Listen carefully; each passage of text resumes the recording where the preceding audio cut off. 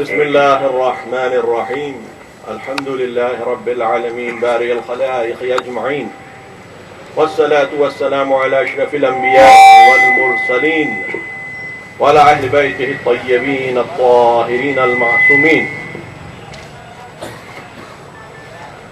گفتگو کا سلسلہ کافی طویل ہو چکا ہے، وقت کا دامن تنگ ہے. وہیں سے گفتگو کو شروع کروں گا جہاں سے ڈاکٹر شوکت علی مرزا صاحب نے ختم کیا. رسول صلی اللہ علیہ وآلہ وسلم خاتم المرسلین رحمت للعالمین، ان کے بعد کوئی نبی آنے والا نہیں ہے تا قیامت.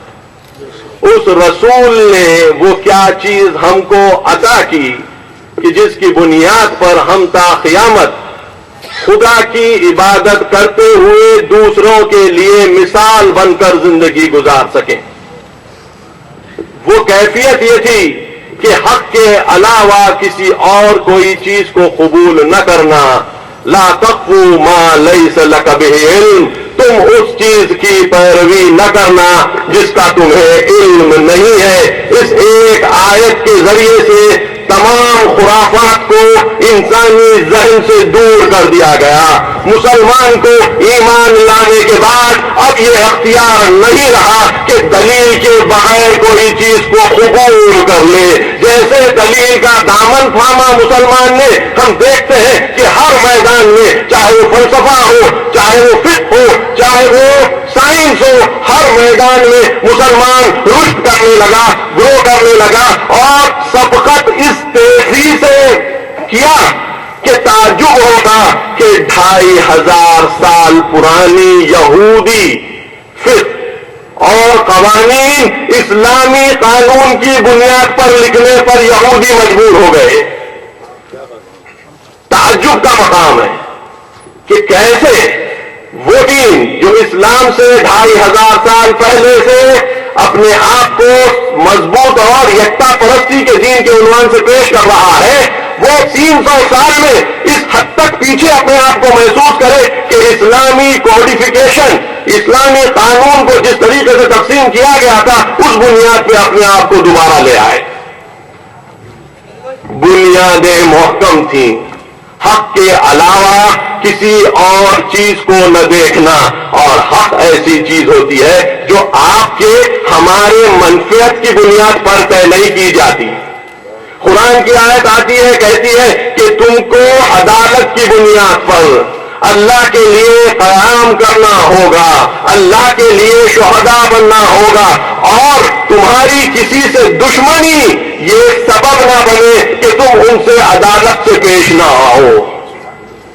تمہاری کسی قوم سے دشمنی یہ سبب نہ بن سکے کہ تم اس قوم سے عدالت سے پیش نہ آؤ، ان سے اپنے دشمن سے بھی عدالت کرو. یہ اللہ کے تقوی سے زیادہ قریب ہے. گفتگو یہ نہیں کی گئی کہ دیکھو اپنا ہے یا غیر ہے. جب انسان اپنا اور غیر شروع کرتا ہے تو اپنا رشتے دار، اپنا بھائی، اپنی اولاد بھی جب ہوس اور خواہشات بھڑکتی ہیں تو بھائی بھائی نظر نہیں آتا، باپ باپ نظر نہیں آتا، رشتے دار نظر نہیں آتا. لیکن اگر حق کی کسوٹی پکڑا ہوا انسان ہو تو اپنے خلاف گواہی دے گا. قرآن نے اپنے خلاف گواہی دینے کی بات کی، دشمن سے عدالت کرنے کی بات کی.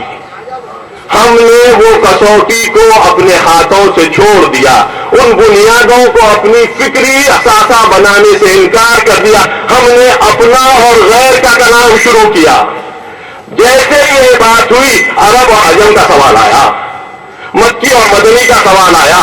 رسول جو رحمت للعالمین ہے، آیا اس کی رحمت مکی یا مدنی ہو کر رہ جائے گی؟ وہ منطقہ تھا، وہ جغرافی تھی. رسول جغرافی اور ہسٹری سے بلند شخصیت کا نام ہے. رسول کو آپ محیط دوران نہیں کر سکتے. نتیجہ یہ کہ جب ہم اپنے آپ کو محیط دورہ کرنے لگے، ہم غیر کو غیر، اپنے کو اپنا بھی سمجھ نہیں سکے. ہم کبھی کبھی اپنے کو غیر اور غیر کو اپنا سمجھنے لگے. میرے گزشتہ کے معزز علماء اور مفکرین نے یہی بات کی کہ ہم غیر کی طرز زندگی کو زیادہ بہتر طور پر اپناتے ہیں بنسبت سنت رسول صلی اللہ علیہ وسلم کے. یہ فکر ہماری گھٹتی گئی اس حد تک گھٹ گئی کہ مخالف قوت جو اللہ کی مخالفت کر رہی ہے، آج ہم اس کو کوئی یونائٹڈ کا نام دے لیکن حرکت الہی نہیں ہے. انہوں نے عدالت کا دامن چھوڑ دیا ہے. جو قوم عدالت کا دامن چھوڑ دیتی ہے وہ اللہ کی مخالفت کرنے لگتی ہے، چاہے وہ مسلمان رہے یا غیر مسلمان. آج کے دور میں ہم دیکھتے ہیں کہ اکثر مقامات پر مادی قوتوں نے مادے کو اپنا خدا مان لیا ہے. اور ایسا الذی اتخذ الہہ ہوا، کیا ہے لوگوں رسول کیا تم نہیں دیکھتے کہ کچھ لوگوں نے اپنے خواہشات نفسانی کو اپنا خدا مان لیا ہے.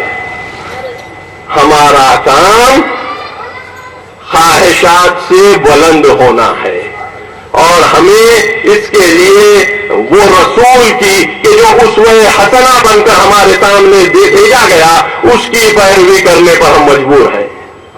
ہم جب اس کی پیروی کرتے کرتے آگے بڑھیں گے تو وہ قوم بن جائیں گے جس کی تعریف خود قرآن نے وَكَذَلِكَ جَعَلْنَاكُمْ أُمَّةً وَسَطًا لِتَكُونُوا شُهَدَاءَ عَلَى النَّاسِ وَيَكُونَ الرَّسُولُ عَلَيْكُمْ شَهِيدًا کے مصداق بنیں گے. اس طریقے سے ہم نے تمہیں ایک معتدل قوم بنایا کہ جو دوسروں پر گواہ بنے گی، حق پرستی حق محوری کی بنیاد پر، اور رسول تم پر گواہ بنیں گے. یہ کیفیت ہم کو لانی پڑے گی، یہ میراث میں نہیں ملتی. یہ ہر زمانے کے مسلمان کی کوشش کا نتیجہ رہے گا کہ مسلمان کہاں تک اوپر جاتا ہے کہاں نیچے آتا ہے. مسلمان دنیا پرستی کرتے ہوئے بلند نہیں ہو سکتا، حق پرستی کرتے ہوئے پیچھے نہیں آ سکتا. انتم الاعلون ان کنتم مومنین، قرآن صریحتاً اعلان کر رہا ہے تم بالا دست ہو اگر تم مومن ہو. مومن کا مطلب یہ ہے کہ دشمن کو بھی اپنے سے زیادہ اہمیت دینا. مشرکین کے درمیان رسول اگر مشرکین کی طرف توجہ اس طریقے کی نہ کرتے تو کوئی مشرک ایمان نہیں لاتا. لعلک باخع نفسک الا یؤمنوا بهذا الحدیث اسفا، اے رسول تم اپنے آپ کو مارے ڈال رہے ہو کہ یہ لوگ تمہاری اس گفتگو پر ایمان نہیں لاتے. یہ شدت کی محبت انسانوں سے جو رسول کو تھی کہ جو شرک کے ماحول میں اسی طریقے کی فکر کو اپناتے ہوئے اپنے انحطاط میں برائی کو اچھائی اور اچھائی کو برائی سمجھ کر مکے کے اطراف اور مکے میں زندگی گزار رہے تھے، وہ رسول وہاں پر آ کر سمجھا رہا ہے کہ دیکھو مجھے تمہاری نجات کی فکر اپنی حیات سے زیادہ ہے. ہماری خواہشات دوسروں کی ہدایت سے زیادہ ہمارے پاس اہمیت کے حامل بن گئے ہیں. ہم جب اپنی خواہشات کو پورا کرنے کے بعد لوگوں کو اسلام کی طرف بلانا چاہیں گے تو لوگ کیا مذاق نہیں کریں گے؟ ہر چیز پہ زیادہ اللہ کی مرضی کو غالب کرنا، یہی بنیاد پر قرآن کی اور ایک آیت آتی ہے جو کہتی ہے کہ اذ اخذ اللہ المیثاق الذین اوتوا الکتاب لتبیننہ للناس ولا یکتمونہ. اللہ نے وعدہ لیا ہے ان قوموں سے کہ جس کو اس نے کتاب عطا کی ہے کہ وہ یقیناً کھل کر اسے دوسروں تک بیان کرے اور اس کے بیان کو چھپائے نہ. آج ہم اس بیان کو خود اگر حمل نہیں کر سکتے تو اس کو بیان کیا کریں گے؟ آج اگر اس کو ہم حمل نہیں کر سکتے تو بیان کیا کریں گے؟ نتیجہ یہ ہو گیا ہم حمل نہیں کر سکے تو حامل قرآن نہ بن سکے تو مبین قرآن نہ بن سکے. نتیجہ کیا ہوا؟ نتیجہ یہ ہوا کہ ہم پیچھے ہٹتے گئے. دوسروں نے اچھائی جو کتاب میں ہمارے موجود تھی اس کو اپنانا شروع کیا. ہم پست ہوتے گئے انہی تعلیمات میں جس طریقے سے ایک قول میں حضرت علی کا ارشاد ہے، فرماتے ہیں دیکھو کہیں ایسا نہ ہو غیر تمہارے سے بہتر قرآن پر عمل کرنا نہ شروع کر دے. کیونکہ جس دن وہ ہوگا تو تمہارا اس دن تو خاتمہ ہو چکا، تم وہ امت نہیں رہیں گے۔ اخفض جناحک لمن اتبعک من المؤمنین۔ ہم نے رسول صلی اللہ علیہ وسلم کے بارے میں اتنا سنا، ان کے درجات کے بارے میں ہم کو سب کو پتا ہے، سب گفتگو ہم کرتے ہیں، مگر قرآن کی دو آیتیں ایسی ہیں جہاں پہ کہا جا رہا ہے رسول اپنے کھانوں کو مومنین کے سامنے جھکا دو، اپنے کھانوں کو مومنین کے سامنے جھکا دو۔ ایک آیت میں فقط مومنین ہے، دوسری آیت میں من اتبعک من المؤمنین، وہ مومنین جو تمہیں فالو کرتے ہیں، تمہاری اتباع کرتے ہیں، کہ جو رسول کے سامنے ساری کائنات کو اللہ نے جھکایا، اس رسول کے کو کہہ رہا ہے مومنین کے سامنے اپنے آپ کو جھکا دو۔ تو مومن کی عظمت کیسے ہونی چاہیے؟ مومن کی عظمت کیسے ہونی چاہیے؟ وہ عظمت کے جس وقت ہم حامل ہو جائیں گے، اس وقت ہمارا دشمن بھی ہماری تعریف کرنے پر مجبور ہو جائے گا۔ ہم جب اللہ کو رازق سمجھیں گے تو کسی چوری کا سہارا نہیں لیں گے، اللہ کو منتقم سمجھیں گے کہ اللہ بہتر انتقام لے سکتا ہے، تو ہم انتقام کے جذبے میں نہیں آئیں گے، نتیجے میں ہم لوگوں کو بخشنا شروع کریں گے، غصے کو پینا شروع کریں گے۔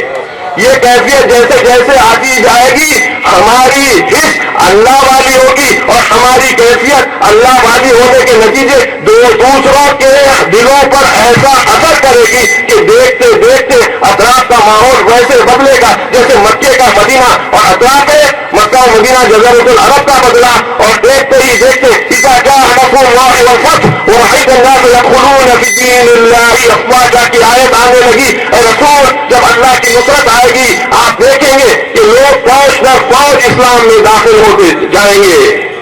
وہ کیفیت ایجاد کرنی پڑے گی اسی طریقے سے کہ جس طریقے سے رسول کے دور میں رسول اور رسول کے اصحاب نے ایجاد کی تھی، وہ کیفیت جب ہماری ہو جائے گی، دنیا رہنمائی کی مجبور ہے۔ آج دنیا راستہ ڈھونڈنے کے لیے آمادہ ہے۔ آج کا راستہ جو مادی راستہ ہے کل چلنے والا نہیں ہے، یہ مادی لوٹ ختم ہونی ہے، اور اس کو ختم کرنے کے لیے رسول کی فکر، رسول کی شریعت، رسول کی محبت اور وہ چیزیں، وہ اصول جو شریعت میں بیان کیے ہیں، سب کی ضرورت ہے۔ مگر اس سب کا ذمہ ہم مسلمانوں پر، خصوصاً مسلمانان ہند پر ہے کہ جو دنیا کا سب سے بڑا مسلمانوں کا کسی ملک میں رہنے والا طبقہ ہے، ہماری ذمہ داری ان ممالک کے مسلمانوں سے جس کی تعداد کم ہے، بہت زیادہ ہے، ہم کو آپس میں اتحاد کرنا ہے، اتفاق کرنا ہے، اس سطح پر نہیں جہاں پہ ہم فرقوں کو دیکھیں، اس سطح پر جس سطح کے اوپر رسول اور رسول کا خدا ہم کو دیکھتا ہے، اور وہاں پر جغرافیائی اور تاریخی حدودیں نہیں ہیں، وہاں کے اوپر لا الہ الا اللہ محمد رسول اللہ اور اس سے نکلنے والی شریعت ہے۔ ہم اس دور پہ، اس کیفیت پہ اپنے آپ کو لے آئیں کہ جہاں پر ہم کو اپنے اختلافات نظر نہ آئے، ہمارے جوڑنے والی چیزیں ایک قرآن، ایک قبلہ، یہ سب ہم کو نظر آنے لگے، اور امید کرتے ہوئے کہ ان جشنوں کا فائدہ یہ ہے کہ ہم اس قسم کی فکر کو آپس میں ادا کرتے ہوئے اپنے آپ کو اس راہ پر گامزن کر سکیں گے کہ جس راستے پر سب کے لیے، ماننے والے اور نہیں ماننے والے انسان کے لیے خیر ہوگا۔ وآخر دعوانا الحمدللہ رب العالمین۔ قبلے کے ہم بہت زیادہ شکر گزار ہیں کہ انہوں نے اس پرافروز بیان سے ہمیں مشرف کیا، اور ساتھ ہی ساتھ ہم اپنے شہر کے پولیس سوسائٹی کے لیے بہت زیادہ شکر گزار ہیں، ان کے کوآپریشن کے لیے اور ان کی امداد کے لیے۔ سلسلوں کو آگے بڑھاتے ہیں، بس اپنے بزرگ عالم حضرت مولانا سید اسرار حسین رضوی صاحب قبلہ سے کہ وہ کچھ اس جشن کے موقع پر